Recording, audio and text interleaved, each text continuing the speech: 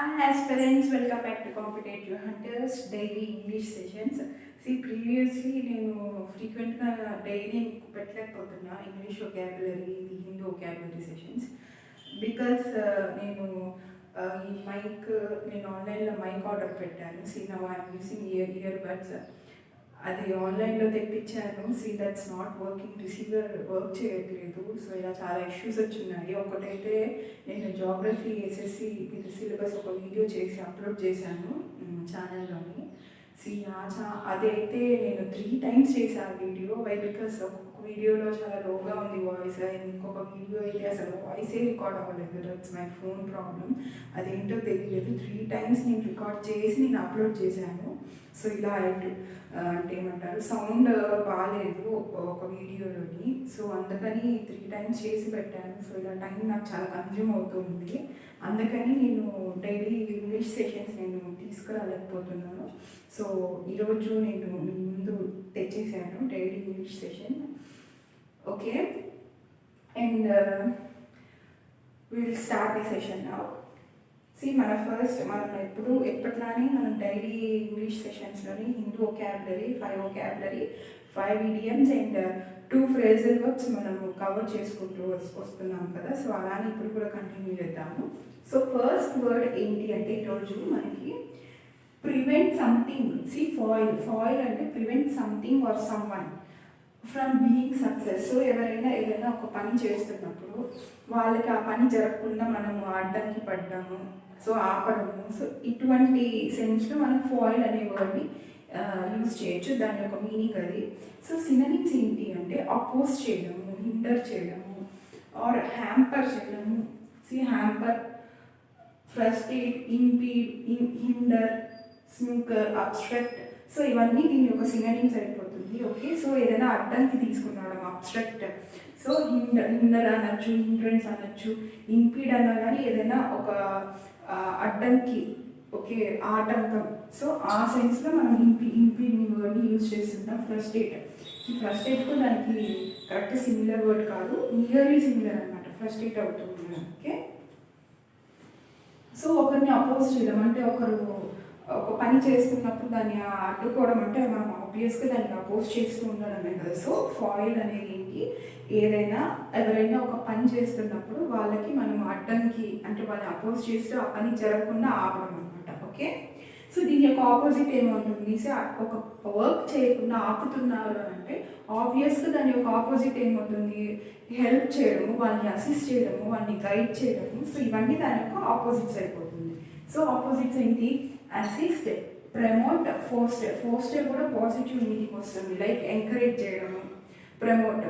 యూట్యూబ్లో కానీ ఇన్స్టాగ్రామ్లో కానీ ప్రమోషన్స్ వస్తుంటాయి అంటే వాళ్ళు ఆ పర్టికులర్ ప్రొడక్ట్ని వాళ్ళు ప్రమోట్ చేస్తున్నారంటే వాళ్ళని హెల్ప్ చేస్తున్నారు. దాని యొక్క బిజినెస్ ఇది హెల్ప్ చేస్తున్నారు బిజినెస్ అవ్వడానికి అండ్ ఆ ప్రోడక్ట్ సేల్స్ అవ్వడానికి.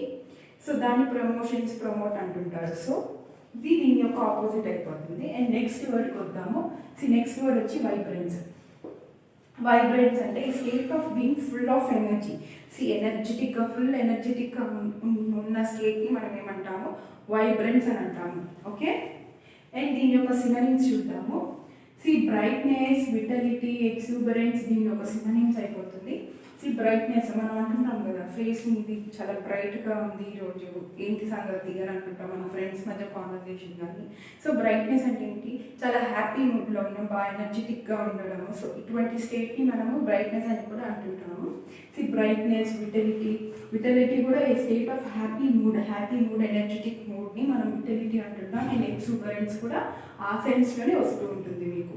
Okay, full energetic state. Okay, దీని యొక్క ఆపోజిట్స్ ఏంటి అని అంటే డల్. హ్యాపీగా ఉండడం అంటే దాని యొక్క ఆపోజిట్ ఏమవుతుంది, డల్గా ఉండడము, లేజీగా ఉండడము. అండ్ నెక్స్ట్ దీని ఫెయింట్, ఫేడ్, పేల్. సో ఇవన్నీ దీని యొక్క ఆపోజిట్స్ అయిపోతూ ఉంటుంది. ఓకే, అండ్ లాంగ్విషింగ్ కూడా దీని యొక్క ఆపోజిట్ అవుతుంది. అంటే డల్గా ఉండడము, సాడ్గా ఉండడము, లేజీగా ఉండడము, ఎనర్జీగా ఉండకపోవడం, అన్ని వర్డ్స్ డినోట్ చేసే అన్ని టర్మ్స్ కూడా దీని యొక్క ఆపోజిట్ అయిపోతుంది. Okay, next recusant. Next word recusant. See, a person who refuses to submit to an authority or to comply rules. See, ఇది మనము ఏమంటారు, సి గవర్నమెంట్కి ఆపోజిట్గా ఎవరైనా ఫైట్ చేస్తున్న వాళ్ళు, రూల్స్కి అగెనిస్ట్గా ఫైట్ చేస్తున్న వాళ్ళు, సో వాళ్ళందరినీ మనము రిక్వెస్టెంట్స్ అని అంటుంటాం అనమాట. అంటే ఏంటి, ఏదైనా ఒక అథారిటీకి ఒక రెస్పాన్సిబుల్గా ఒకటి చేయాలి కానీ వాళ్ళు చేయరు, దానికి ఆపోజిట్గా వాళ్ళు బిహేవ్ చేస్తుంటారు. మేము ఎందుకు చేయాలి, మాకు గవర్నమెంట్ ఏం చేసిందని చెప్పి మేము చేయాలి అని స్ట్రైక్స్ చేయడము, లేకపోతే అది ఒబే చేయకపోవడం. కాంప్లై అంటే ఒబే అనమాట, అంటే పాటించకపోవడం. ఓకే, కాంప్లై అంటే ఒబే. సో ఒబే చేయకపోవడము రూల్స్ని, రెగ్యులేషన్స్ని, అటువంటి సెన్స్ని మనం ఏమంటాము అంటే రికస్టెంట్ అంటాం. ఓకే, అండ్ నెక్స్ట్ దీని సినానిమ్స్ ఏంటి అంటే రెబెల్, డిఫియంట్, స్టబర్న్, హోస్టైల్ నేను ఆల్రెడీ చెప్పాను మీకు ప్రీవియస్ సెషన్స్లో కూడా. హోస్టేజెస్ మీరు మూవీస్లో చూస్తున్నప్పుడు లైక్ ఏదైనా టెర్రరిస్ట్ సీన్స్ వచ్చినప్పుడు, సో అటాక్స్, మన సోల్జర్స్ ఏంటి అని అంటే, మన వాళ్ళు హోస్టేజెస్ దగ్గర ఇంతమంది ఉన్నారు, hostiles, we are surrounded by the hostiles. So ఇటువంటి టర్మ్స్, ఇటువంటి వొకాబులరీ అనేది అక్కడ కూడా యూజ్ చేస్తుంటారు. హోస్టేజెస్ అంటే ఏంటంటే ఎనిమిటీ అనమాట, మనకి ఆపోజిట్గా ఉన్నవాళ్ళు, ఎగెనిస్ట్గా ఉన్నవాళ్ళు అని వస్తూ ఉంటుంది. సో ఇక్కడ కూడా అంతే కదా, మనకు ఆపోజిట్గా బిహేవ్ చేస్తుంటారు కదా, సో సబ్మిట్ చేయకుండా రిఫ్యూజ్ చేస్తూ. సో అందుకని స్టబ్బర్న్ అంటే మొండిగా ఉండడం, నేను మారను, నేను ఎందుకు రూల్స్ ఫాలో చేయాలి, సో వాళ్ళు ఏం చేశారు, ఆ సెన్స్లో స్టబ్బర్న్ అనేది మనం యూజ్ చేస్తుంటాం. సో అందుకని ఇక్కడ స్టబ్బర్న్, రెబెల్, డిఫియంట్, హాస్టైల్ ఇవన్నీ దీని యొక్క మీనింగ్స్ అయ్యాయి. ఓకే, దీని యొక్క ఆపోజిట్ ఏంటి, ఒకరి చేయడానికి, అంటే రూల్స్ అండ్ రెగ్యులేషన్స్ని ఫాలో అవ్వడానికి అడ్డంకి చెప్తున్నారు అని అంటే దాని యొక్క ఆపోజిట్ ఏమవుతుంది, ఖచ్చితంగా వాడు ఒబీడియన్ అయి ఉండాలి. దానికి ఆపోజిట్ ఏమవుతుంది, ఒబీడియన్ అవ్వడము, రూల్స్ అండ్ రెగ్యులేషన్స్ని జాగ్రత్తగా ఫాలో చేయడము. సో పాజిటివ్ సెన్స్లో వచ్చే టర్మ్స్ దీనికి ఆపోజిట్ అవుతుంది. సో ఆపోజిట్ ఏంటి, ఒబీడియంట్, అమియబుల్, కంప్లియంట్. సో ఇవన్నీ పాజిటివ్ సెన్స్ వచ్చేవి, ఇవన్నీ అమియబుల్, ఫ్రెండ్లీ నేచర్ అనమాట. ఒబీడియంట్, కాంప్లియంట్ అంటే చెప్పిందంటే చేసుకుంటూ పోవడం. సో ఇవన్నీ పాజిటివ్ సెన్స్ వచ్చే వర్డ్స్. సో ఇవన్నీ దీని యొక్క ఆపోజిట్ అవుతుంది. Okay, and next word ignoramus. So ignoramus అంటే ఇక్కడే మీకు తెలుస్తుంది వర్డ్లోని, సగం వర్డ్లోని. ఇగ్నోరమన్స్ అంటే ఇగ్నోరెంట్, స్టూపిడ్ పర్సన్, వాడి బిహేవియర్, వాడొక ఫుడ్, వాడొక రోగు, ఇలాంటి అన్నీ కూడా మనం ఇగ్నోరమస్ అని కూడా అంటుంటాము. సో ఇగ్నోరెంట్ బిహేవియర్ ఉన్నవాళ్ళు స్టూపిడ్ పర్సన్. సో దీని యొక్క సినానిమ్స్ ఏమవుతుంది, ఆబ్వియస్గా fool, buffoon, half wit. So ఇవన్నీ దీని యొక్క సినానిమ్స్ అయిపోతూ ఉంటుంది. సో దీని యొక్క ఆపోజిట్ ఏంటి, ఇగ్నోరెంట్, స్టూపిడ్ పర్సన్ అన్నప్పుడు ఒకడు జీనియస్, వాడి ఆలోచన గుడ్గా ఉన్నవాడు, స్టూపిడ్ బిహేవియర్ లేకుండా ఉన్నవాడు. సో స్టూపిడ్ బిహేవియర్ లేకుండా ఉన్నవాడు అంటే ఆబ్వియస్గా వాడు తెలివైన వాడు అయి ఉండాలి, వాడి యొక్క బిహేవియర్ మంచిగా ఉండాలి. సో అవన్నీ ఆపోజిట్ అవుతుంది ఈ వర్డ్కి, ఇగ్నోరమస్ వర్డ్కి. సో ఆపోజిట్ ఏంటి, genius, intellectual and sage. So ఇవన్నీ దీని యొక్క ఆపోజిట్ అయిపోతుంది మనకి. Okay, and next puissant. Puissant అంటే having great power or influence. ఒక మంచి పవర్ ఉంది, ఇన్ఫ్లుయెన్స్ ఉంది ఒక మనిషికి, ఒక పొజిషన్కి కానీ, ఒక మనిషికి కానీ. సో ఆ మీనింగ్గా మనము ఏమంటామంటే పుసియంట్. ఓకే, అండ్ నెక్స్ట్ దీని యొక్క సినానిమ్స్ ఏంటంటే influential, powerful, prominent person, powerful person. He is an influential person. See, politicians are all influential persons. Okay, so usage వస్తుంది. So influential persons అన్న బదులు politicians are puissant persons ఇలా కూడా అనొచ్చు. Okay, and next దీని ఆంటోనిమ్ ఏమైపోతుంది, feeble అంటే week. ఎప్పుడైనా మీరు గ్లాస్ టైప్ ఐటమ్స్ కానీ అలాంటివి ఏమైనా మీరు కొన్నప్పుడు వాళ్ళు అంటే మంచిగా ప్యాకింగ్ చేసి డ్యామేజ్ ఏం జరగకుండా ఒక బాక్స్ అట్టపెట్టి అంటాం కదా, ఆ బాక్స్లోని సీల్ చేసి మీకు ఇస్తారు ప్యాక్ చేసి. సో దాని మీద ఫ్రెజైల్ థింగ్స్ అని చెప్పి కూడా ఉంటుంది. ఫీల్ ఫ్రెజైల్ అన్నా కూడా వీక్ అని వస్తుంది. Okay, meaning. సో ఇలాగా వాళ్ళు మెన్షన్ చేస్తారు పర్టికులర్ డిస్క్లైమర్లో కానీ కాషియస్గా ఉండండి, దిస్ ఏ ఫ్రెజైల్ థింగ్ అని ఇస్తుంటారు ఆ ఒక పర్టికులర్ బాక్స్ మీద. సో ఎందుకు అంటే అది వీక్ కాబట్టి మీరు జాగ్రత్తగా హ్యాండిల్ చేసుకోండి, పగిలిపోయే ఛాన్సెస్ ఉంటుంది అని చెప్పి కాషియస్ అక్కడ ఇస్తుంటారు. ఓకే, సో ఫీబుల్ అంటే వీక్ అనమాట, ఫ్రెజైల్ కూడా వీక్. పవర్ఫుల్గా ఉన్నాడు అంటే ఆబ్వియస్గా దాని మీనింగ్ ఏముంటుంది, week, powerless, important, fragile, feeble. Okay, ఇవన్నీ దీని యొక్క ఆపోజిట్స్ అయిపోతుంటుంది. అండ్ నెక్స్ట్ 5 వొకాబులరీ అయిపోయింది. ఇలాగా మీరు డైలీ సెషన్స్ చేసుకుంటూ ఉంటే మీకు తెలియకుండానే మీకు చాలా కవర్స్ వీక్, ఒక సండే వీకెండ్కి మీరు చూసుకునేసరికి డైలీ మీకు ఈ వీడియో ఎంత ఏమి ఉండదు, హాఫ్ అన్ అవర్స్ అంత టైం కూడా ఎక్కువ తీసుకోదు, 15 to 20 minutesలో ఈ సెషన్ అయిపోతుంది డైలీ మీకు. సో ఇలా మీరు 15 to 20 minutes డైలీ మీరు ఏదైనా వర్క్ చేసుకుంటూ కూడా వినొచ్చు, ఇంకేదైనా రివైజ్ చేసుకుంటూ వినొచ్చు ఈ యొక్క సెషన్స్ని, ఏదైనా వర్క్ చేసుకుంటూ ఇంకేదైనా పని చేసుకుంటూ కూడా వినొచ్చు మీరు డైలీ చేసుకునే పనులని. సో ఇలా చేస్తూ ఉంటే మీరు జస్ట్ మీ ఒక మైండ్ని నేను చెప్పేదాని మీద క్లాస్ మీద ఉంటే చాలు. ఈ 15 minutes ఏంటి అంటే డైలీ మీకు తెలియకుండానే 15 minutes మీరు డైలీ మీకు ఇది ఒక హ్యాబిచువల్గా మీరు అలవాటు చేసేసుకోండి. సో ఖచ్చితంగా నేను చూడాలి అంటే సో మీకు తెలియకుండానే మీకు చాలా వొకాబులరీ కానీ, ఇడియమ్స్ కానీ, ఫ్రేజల్ వర్బ్స్ కానీ తెలియకుండానే మీరు వీకెండ్కి సాటర్డే కానీ సండే కానీ నేను ఏం చదివాను అని చెప్పి మీరు ఒకసారి చూసుకుంటే చాలా మీరు కవర్ చేసి ఉంటారు మీకు తెలియకుండానే. సో ఇవన్నీ చిన్న చిన్న హ్యాక్స్ లాగా అనమాట, చిన్న చిన్న ట్రిక్స్ లాగా.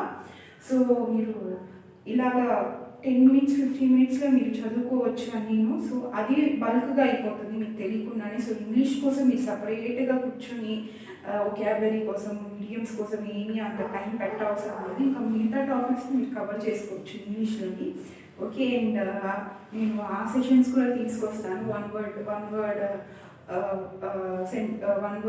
ఇది అండ్ వన్ వర్డ్ సబ్స్టిట్యూషన్స్, ఈ గ్రామర్ మీద.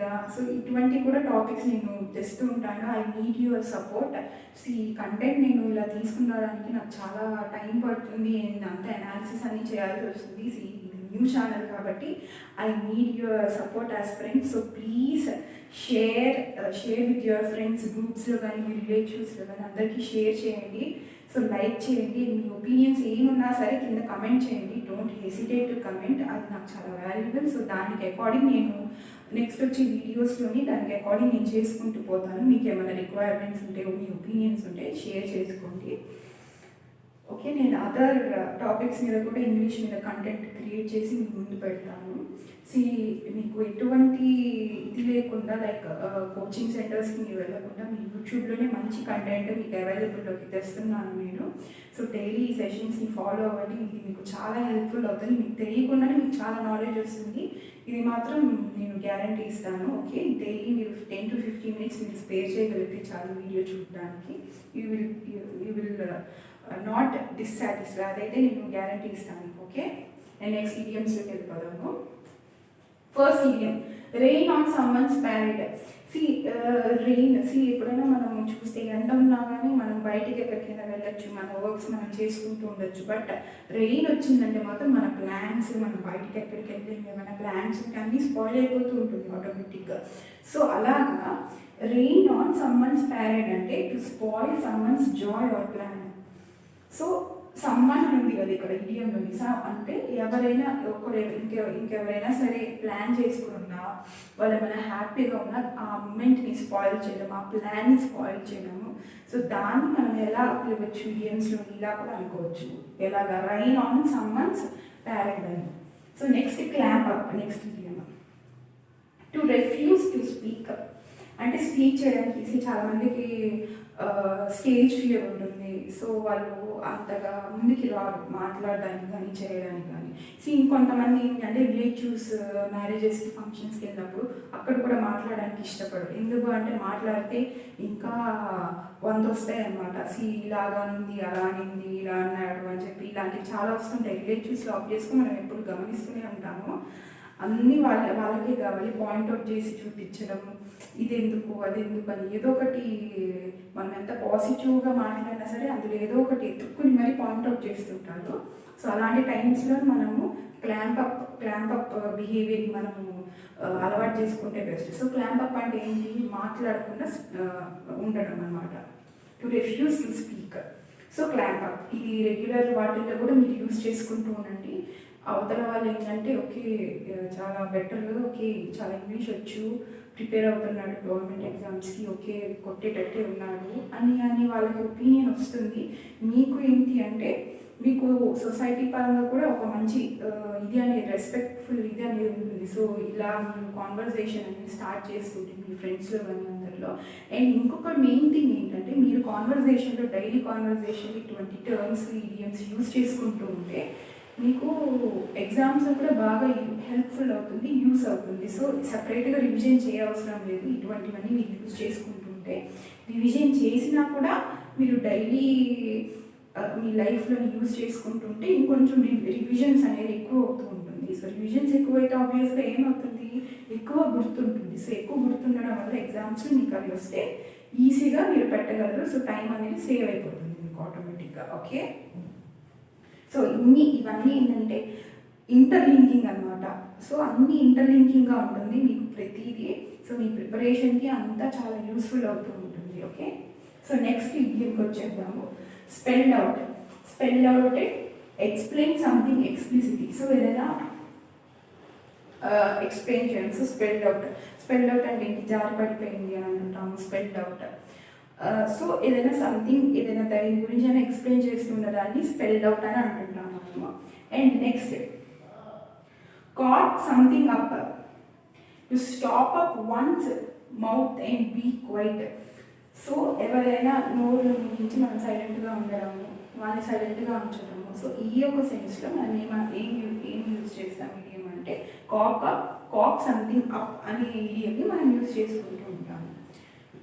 And next last idiom wipe the nose off అంటే టు చీట్. ఎవరైనా చీట్ చేసే సిచ్యువేషన్లో మనము వైప్ ది నోస్ ఆఫ్ అనే ఇడియంని కూడా యూజ్ చేసుకోవచ్చు. Okay, I hope everything is clear. And next phrasal వర్బ్స్కి వచ్చేద్దాము.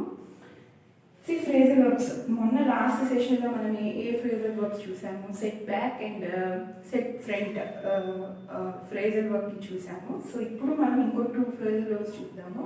సెటప్. సెటప్ అంటే to establish or to create.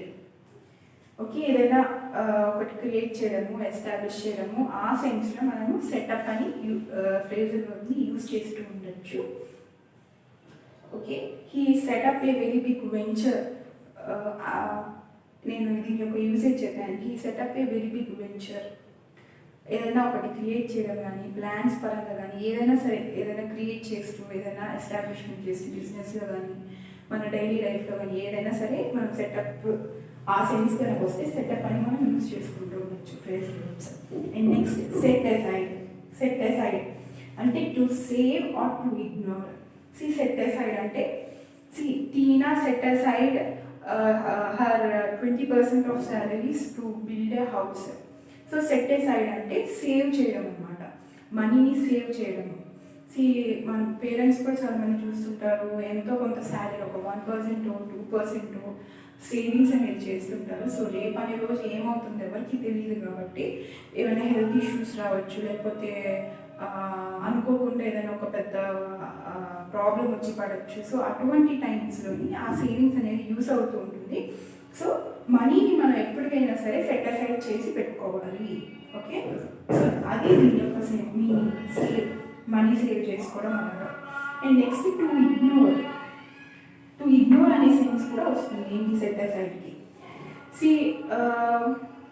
when you start for the preparation of competitive exams, you have to set aside your friends, your happiness, your joyness, అన్నీ మీ యొక్క entertainments అన్నీ మీరు set aside చేయాలి. So నేను మీకు usage చెప్తున్నాను. Okay, ఆ సెన్స్లో అంటే మనం అవన్నీ ఇగ్నోర్ చేయాలి, తీసి పక్కన పెట్టాలి. మన ఎంటర్టైన్మెంట్స్ కానీ మన ఫ్రెండ్స్ని కానీ అవన్నీ తీసి మనం సెట్ అసైడ్ చేసేస్తే కానీ మనము మన యొక్క ప్రిపరేషన్ ఫుల్ఫిల్ అవ్వదు, మనము సక్సెస్ అనేది మనకి మంచిగా బెటర్ రిజల్ట్స్ అనేది రాదు. సో సెట్ అసైడ్ చేసేయడం అనమాట. సో ఇది 2 ఫ్రేజల్ వర్బ్స్. ఈ ఫ్రేజల్ వర్బ్స్ మనకి వచ్చినట్టు కూడా మనకి ఎగ్జామ్లో తెలియదు. ఇంగ్లీష్ ఎగ్జామ్లోని అవి క్లోజ్ టెస్ట్లో రావచ్చు, ఫిల్ ఇన్ ద బ్లాంక్స్లో రావచ్చు, అన్ని ఈక్వల్గా ఉంటుంది. ఆ ఫిల్ ఇన్ ద బ్లాంక్స్ చూసి ఆ సెంటెన్స్ చదివినప్పుడు 4 ఆప్షన్స్ కానీ 5 ఆప్షన్స్ కానీ అన్నీ మనకి సెట్ అయ్యేటట్టే ఉంటుంది. ఎస్ఎస్సి వాళ్ళకి 4 ఉంటుంది, బ్యాంక్స్ వాళ్ళకి 5 ఉంటుంది. ఓకే, సో ఆ సెన్స్లో నేను చెప్పాను 4 కానీ 5 కానీ అని. కింద ఇచ్చిన ఆప్షన్స్ అన్నీ కూడా అన్నీ పెట్టి ఒకసారి చూసుకుంటాం కదా. ఎవరైనా సరే మన చిన్నప్పటి నుంచి వచ్చిన అంటే ఏదైనా ఫిల్టర్ బ్యాంక్స్ ఉంది, కింద ఆప్షన్స్ ఉన్నాయంటే ఒక్కొక్కటి పెట్టి చదివి చూస్తాం, ఇది సెట్ అవుతుందా అని చెప్పి. చిన్నప్పటి నుంచి అది ఉన్న హ్యాబిట్ ఎవరికైనా సరే ఫిల్టర్ బ్యాంక్స్ ఇచ్చినప్పుడు ఇంగ్లీష్లోని పర్టికులర్గా. సో అన్నీ మీకు సెట్ అవుతున్నట్టుగానే అనిపిస్తుంది, అన్నీ మీకు కరెక్ట్గానే అనిపిస్తుంది, కానీ అవి అందులో ఒక్కటే మీకు కరెక్ట్ ఆప్షన్ ఉంటుంది. సో అటువంటి కన్ఫ్యూజన్ని మీరు ఎగ్జామ్ టైంలో దూరం చేయడానికి, అక్కడ ఏ వర్డ్ సెట్ అవుతుంది అన్నది మీకు కరెక్ట్ నాలెడ్జ్ రావడానికి ఈ ఫ్రేజల్ వర్బ్స్ అనేది యూస్ అవుతుంది. సో అందుకే డైలీ మీకు 2 ఫ్రేజల్ వర్బ్స్ చదువుకున్నా సరే 7 days ఎంత 14 ఫ్రేజల్ వర్బ్స్ మీరు కవర్ చేసి ఉంటారు. 5 ఇడియమ్స్ 5 అంటే 35 ఇడియమ్స్ మీరు 7 days 35 ఇడియమ్స్ మీరు కవర్ చేసేస్తారు. ఏం తెలియకుండానే మీకు అంత అనేది కవర్ అయిపోతూ ఉంటుంది డైలీ. సో మీ ఎగ్జామ్స్లో మీరు ఈజీగా ఇటువంటి fill in the blanks close టెస్ట్లో ఏదైనా అక్కడక్కడ మీకు అడుగుతూ ఉంటారు. సో అప్పుడు మీకు చాలా హెల్ప్ అవుతుంది అది ఫిల్ చేయడానికి, ఆన్సర్ చేయడానికి. సో ఇది మీకు ఇన్స్టాగ్రామ్ నేను కింద పిన్ చేస్తాను. ఇన్స్టాగ్రామ్లో మీకు దీని యొక్క నోట్స్ అండ్ స్నాప్స్ అవైలబుల్గా ఉంటుంది. So do follow, share and subscribe. ఈ సెషన్స్ డైలీ ఉంటుంది. Okay, and geography, general studies, SSC మీద జనరల్ స్టడీస్కి సంబంధించిన స్టాటిక్, జీకే, జాగ్రఫీ సెషన్స్ కూడా నేను చేస్తుంటాను, డైలీ కరెంట్ అఫైర్స్ కూడా. సో మీ ఫ్రెండ్స్కి మీకు యూజ్ అయిన వాళ్ళందరికీ ఇది షేర్ చేయండి, సబ్స్క్రైబ్ చేయించండి. Okay, thank you and will catch you in the next session aspirants. Bye. బాగా చదవండి, కన్సిస్టెంట్గా ఉండండి, మీకు రిజల్ట్స్ అనేది తొందరగా వస్తుంది. Bye aspirants.